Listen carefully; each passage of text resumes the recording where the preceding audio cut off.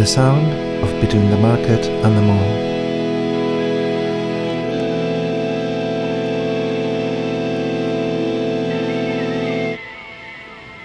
Hi, my name is Santiago Calvo from the band Other Days. The sounds you're listening to come from our new album Between the Market and the Mall. I remember the buses, the trams, the underground. I have always loved music, and a lot of this is due to my love of sound. Recording an album involves developing a menu of themes and musical styles, but also of the sounds that inspire you at the time. Between the Market and the Mall was recorded over many years in a variety of rehearsal and home studios, and I am going to take you through the most interesting sounds that we found along the way. Now I could go around the city from morning till night. I would go overground and then underground. I wouldn't meet anyone, only empty trams.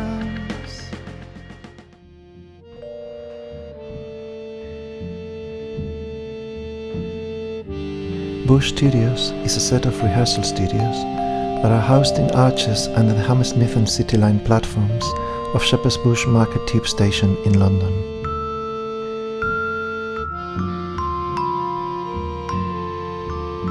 We rented one of the rooms in May 2009 to host a week-long recording session. We ended up starting most of the songs in the album there during that week. The room had no windows, and you could hear the tube trains above our heads, but it was large and clean. At the time, I was living in London, and so I brought over all the microphones and instruments I had amassed over the years. The piece of music that you're listening to is an improvisation that we recorded there, but that did not make the album. Guillermo, José Manuel and myself having fun in the studio.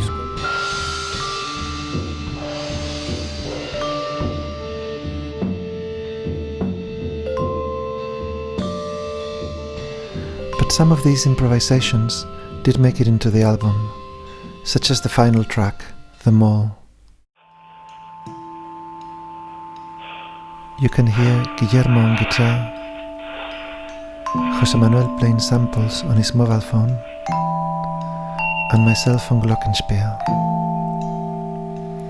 We had turned off the ceiling lamps in the studio, and we played with just the LEDs of the equipment for lighting, listening to each other very carefully.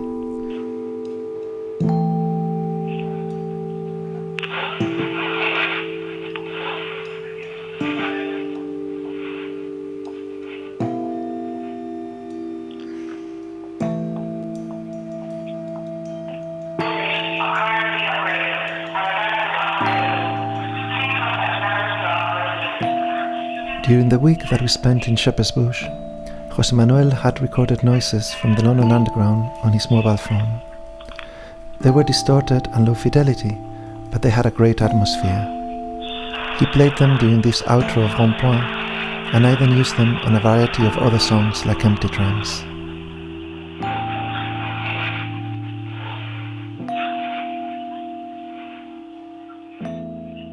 But my favorite use of these noisy recordings was on the song The Market and the Mall.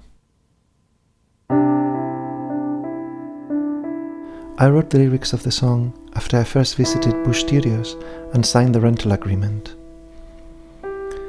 I was trying to imagine how I would feel to record in that space under the Shepherd's Bush Market station.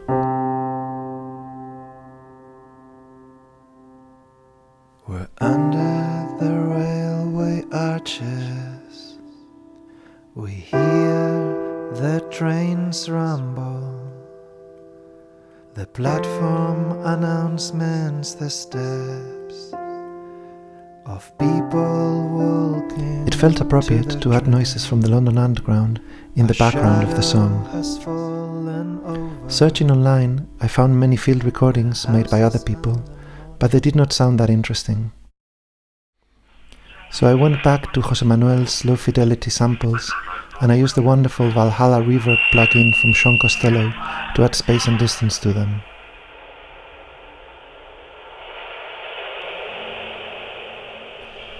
The result is, to me, very reminiscent of the London Underground, and you can hear it in the background throughout the song.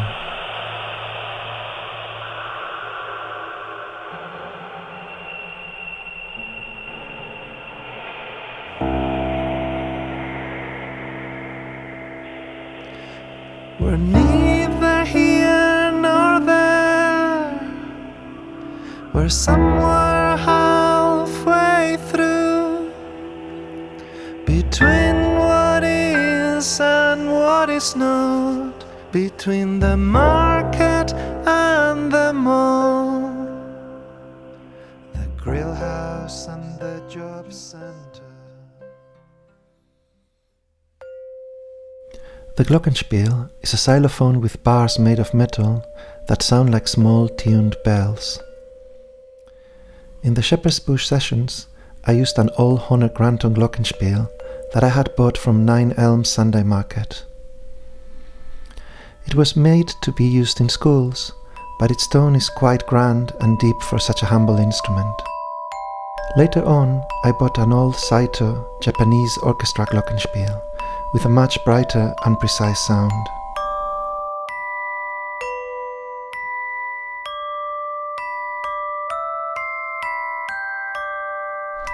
You can hear the two instruments on many of the songs of the album. Mostly I use their natural tone, but in some cases I use digital effects.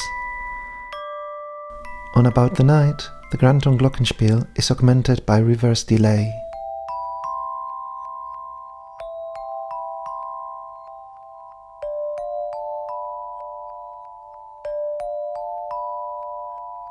Come back to the night, it never left you, it was... On To Live the Life I Sing About, Jose Manuel played glockenspiel with a brush. I distorted this track and it became a key element in the song.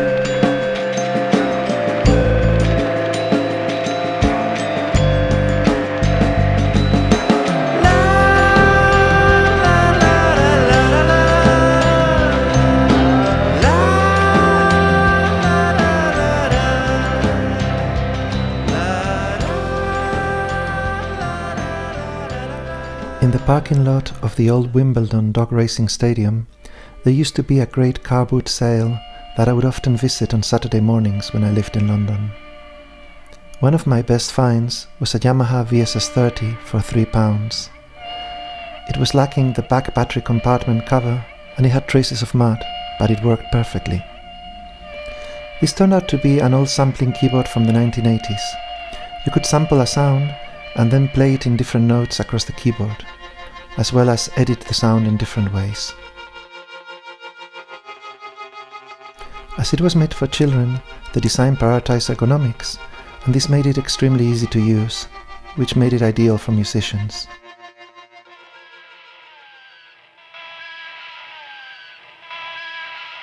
The sampling is of a very low fidelity, but that gives it a lot of character. I set it up in the Bush studio, and Jose Manuel immediately took to it. He used it in more songs, sometimes playing the onboard sounds, sometimes sampling other instruments, or simply himself whistling or handling coins.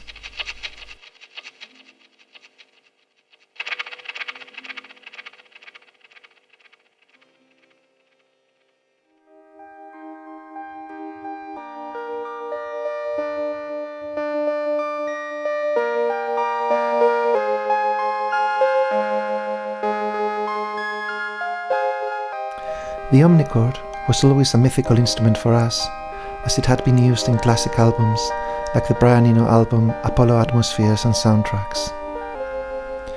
I managed to find one in a car boot sale above a cliff in the Isle of Wight.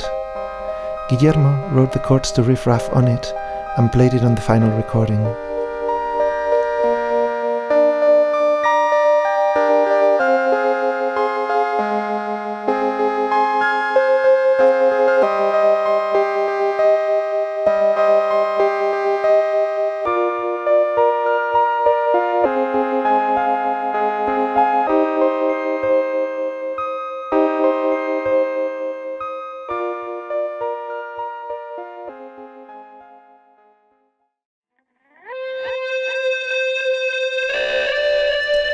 EBow is a small plastic device that creates a magnetic field that makes the strings of a guitar vibrate without you having to strum them. I play one on empty drums on electric guitar and on acoustic guitar on the intro to Rompoir. But the best EBow on the album was an improvisation that Guillermo played on Dandelion Avenue. He had just arrived from his flight. He took his hollow body jazz guitar out of its case and I plugged it into my old Johnson Triumph valve amp. This was a tiny amplifier from the 1970s that was originally made for tuning your guitar while you were backstage. The EBow on his loud jazz guitar made the small amp overdrive in a crazy way. How he played it then is exactly the take that is on the record. To the real world. This is the real world.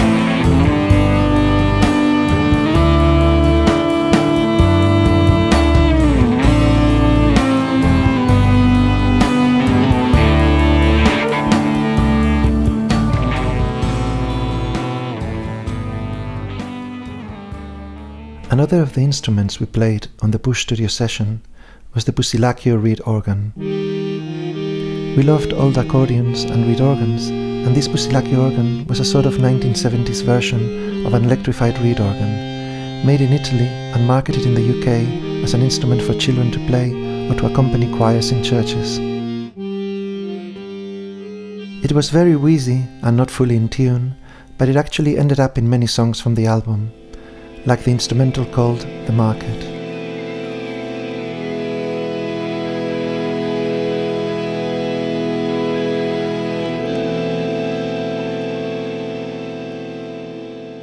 Later, I bought myself a Hohner Organa 30, a more upmarket German version of the same type of instrument, and we used it on a few other songs, although it was never as charming as the Busilacchio.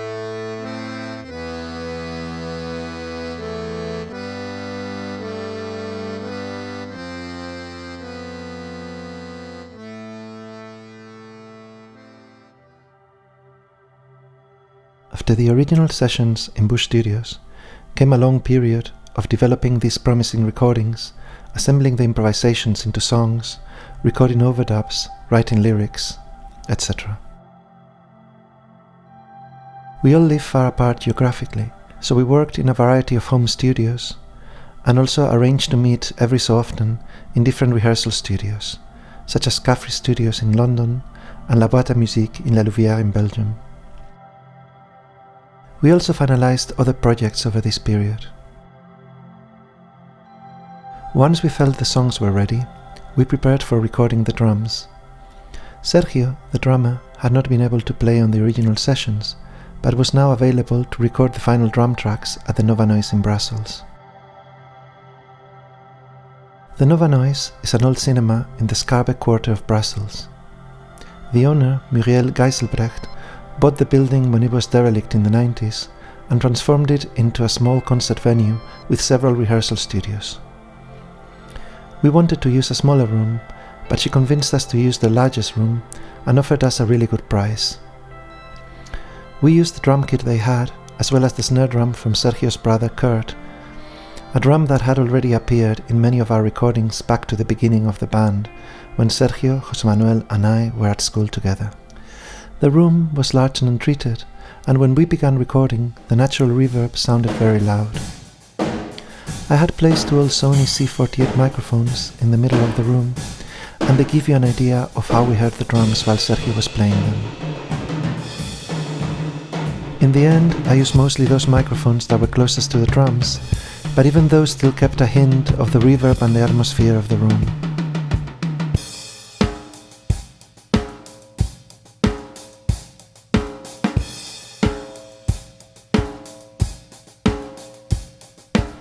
I liked the natural, balanced sound and how they blended in with the tracks we had already recorded. I hate the disco, so here I go. I hate the disco, so here I go. I hate the disco.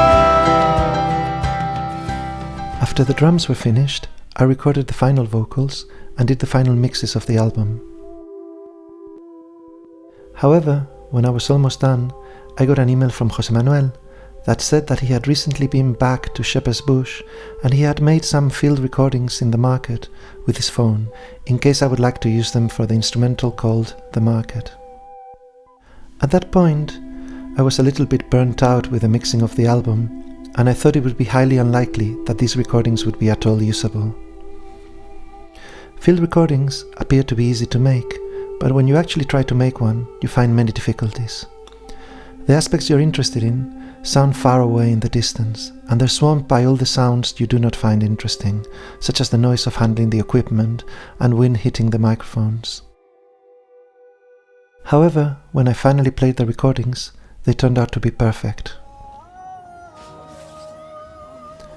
Shepherd's Bush Market is somewhere I used to go shopping when I lived in London, and all its sounds were present and correct in the recordings. The different shops and market stalls, Indian music in the background, the passers-by talking in a variety of languages. You could even hear the trains pass by quite clearly. I set the recordings alongside the market instrumental, and they fitted in perfectly. The album was done.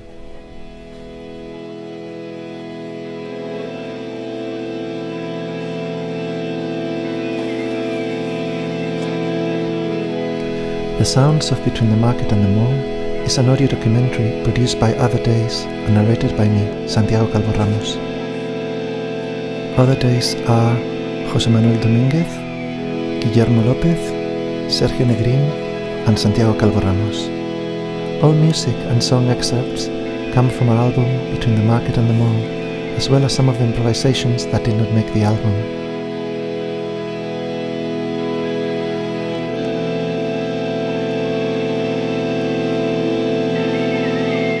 Other Days, 2024.